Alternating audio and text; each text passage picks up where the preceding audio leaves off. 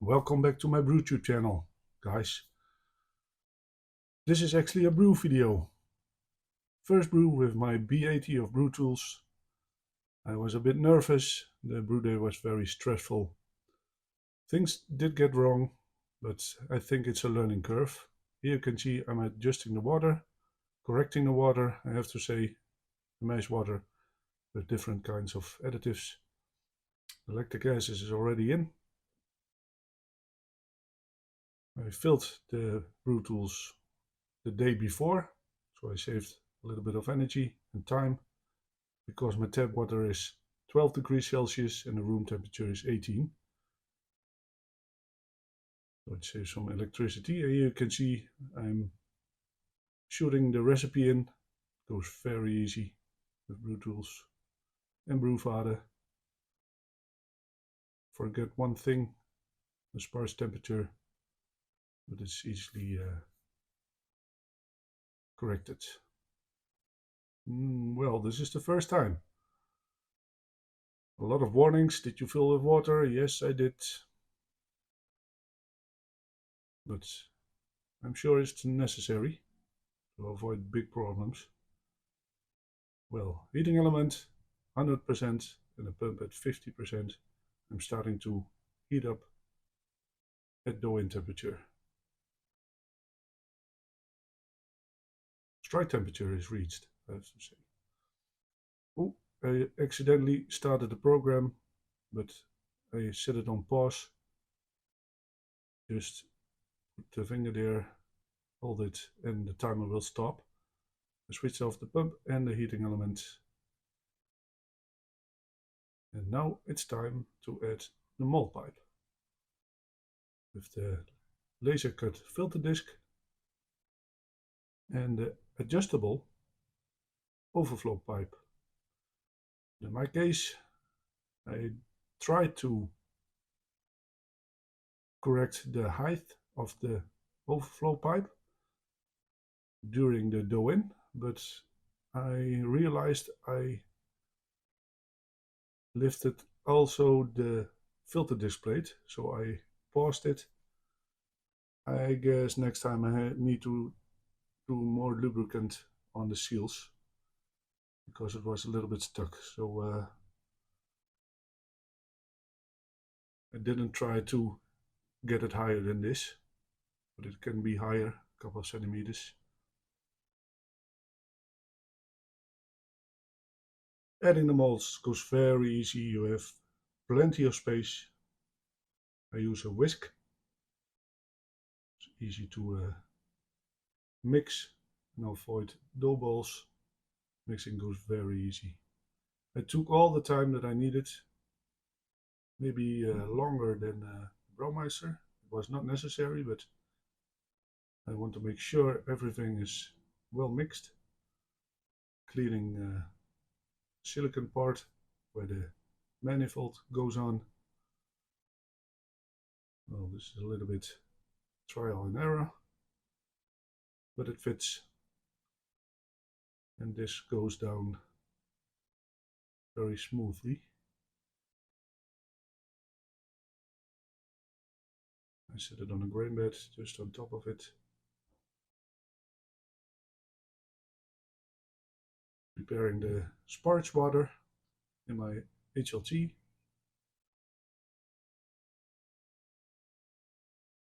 You can find the recipe in the more info section, probably also with the code on the Brewtools, but I will put it in more info section. Started the pump and turn the valve to flow also water or wort through the center pipe to the manifold, and it looks like it working. It did. Starting the timer and also switching on the heat element, and the heat element is on mash mode. As you can see, 30% max. Nice circulation going on. These are the several steps, 3 steps. 63 degrees, 63, 73, I have to say, a 78.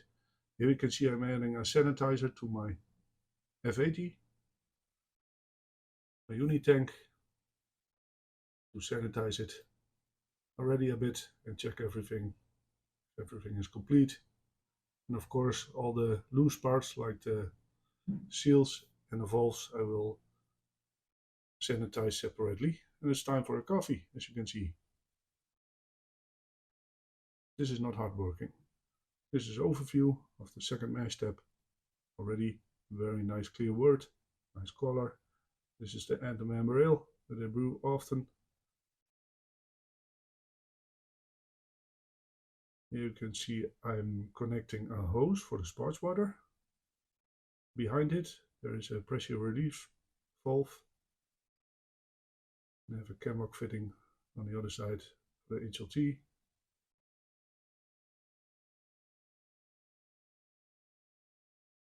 Again, a nice overview of my brewery. Man, I was so nervous at this point. You have to believe me.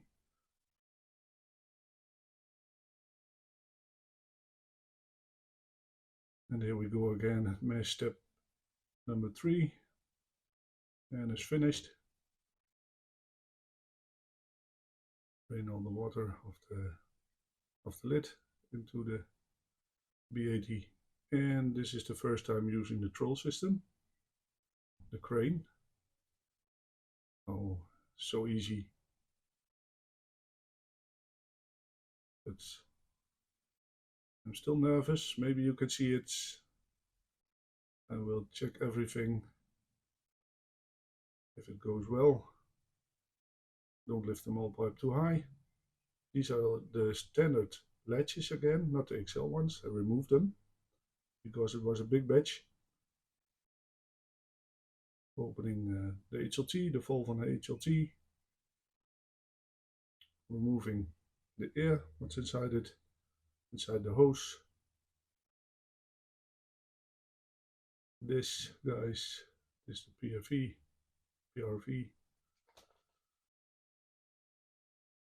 And now I have to think again what to do. Just turning this valve in the right direction to get the sparge done and use the pump of the B80.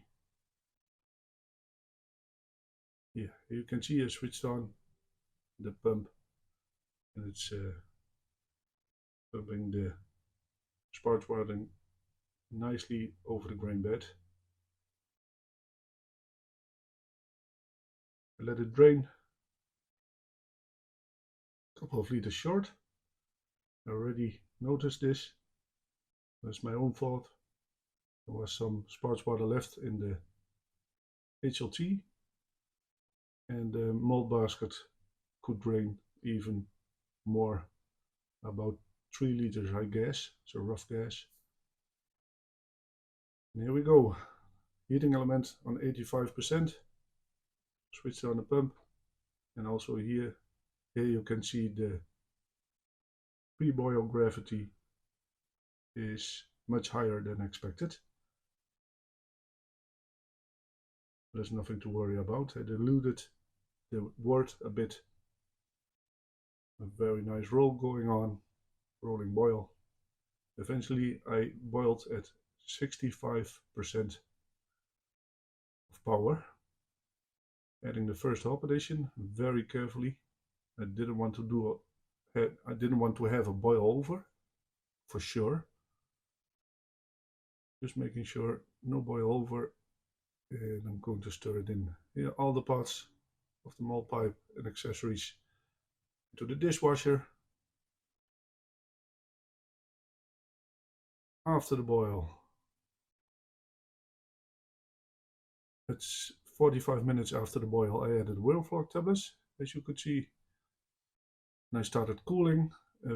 Unfortunately, I didn't have that part on camera. It was a stressful day for the first time brewing with this bad boy. But I cooled it down, costed me at least 1 hour. That's too pretty long. Now I'm also circulating and cooling through the counterflow chiller. And the wort was about 20 degrees inside the fermenter, the uni tank. Here I am adding pressure, CO2, to the system to push all the wort out of the pump, the chiller and everything. So I have the best possible efficiency on getting all the wort out. You can see it flows. Alright. Adding the yeast to the fermenter. Only 3 packages of Seville USO5. I needed 4, but I had 3. But I can tell you, it reached the final gravity of 1.010. The tilt is in. Happy yeast. Thank you guys for watching. Till the next time. Cheers.